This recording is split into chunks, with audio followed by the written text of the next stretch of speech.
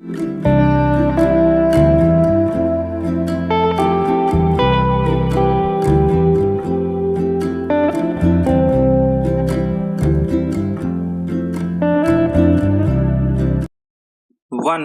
2, 3 start. Rajasthan का कोटा शहर अब विद्यार्थियों की खुदकुशी के चलते अधिक सुर्खियों में रहता है। बीते रविवार को 2 छात्रों ने 4 घंटे के भीतर आत्महत्या कर ली। इस तरह इस साल जनवरी से लेकर अब तक वहां खुदकुशी करने वाले छात्रों की संख्या बढ़कर 24 हो गई है। कोटा दरअसल इंजीनियरिंग और चिकित्सा पाठ्यक्रमों में दाखिले की कोचिंग के लिए प्रसिद्ध हो चुका है। देश भर से छात्र वहां जाकर कोचिंग लेते हैं। उनमें से बहुतों को कामयाबी मिल जाती है, मगर पिछले कुछ वर्षों से देखा जा रहा है कि जिन छात्रों का प्रदर्शन बेहतर नहीं रहता, उनमें आत्मघाती प्रवृत्ति विकसित होने लगी है। इसलिए पिछले कई वर्षों से इस प्रवृत्ति पर अंकुश लगाने के लिए कोचिंग संस्थानों से उपाय निकालने को कहा जा रहा है। उनमें से बहुत सारे संस्थानों ने इसके उपाय जुटाए भी हैं, मगर अब भी यह समस्या गंभीर बनी हुई है। रविवार को 2 छात्रों की खुदकुशी के बाद राज्य सरकार ने आदेश जारी कर दिया है कि अगले 2 महीने तक कोई भी कोचिंग संस्थान अपने यहाँ परीक्षण कार्यक्रम नहीं चलाएगा। रविवार को जिन 2 छात्रों ने खुदकुशी की, उनका परीक्षण में प्रदर्शन अच्छा नहीं बताया जा रहा है। छात्रों की बढ़ती खुदकुशी की घटनाओं से स्वाभाविक ही यह सवाल उठता है कि आखिर हमने कैसी शिक्षा व्यवस्था विकसित की है, जिसमें युवा मामूली विफलता पर भी जान देने का फैसला कर लेते हैं।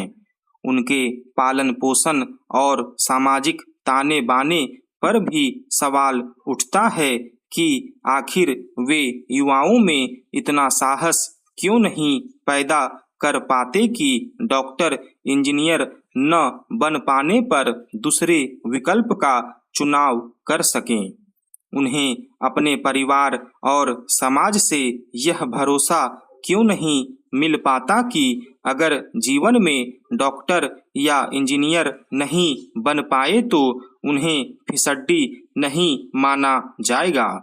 दरअसल हमारे समाज में कुछ ऐसा वातावरण बन गया है कि उन्हीं बच्चों को अधिक काबिल और मेधावी माना जाता है, जिनका दाखिला इंजीनियरिंग और चिकित्सा पाठ्यक्रमों में हो जाता है। इस तरह स्कूली दिनों से ही बहुत सारे बच्चों पर मनोवैज्ञानिक दबाव बनना शुरू हो जाता है कि उन्हें आगे की पढ़ाई के लिए किसी इंजीनियरिंग या मेडिकल संस्थान में दाखिला लेना है।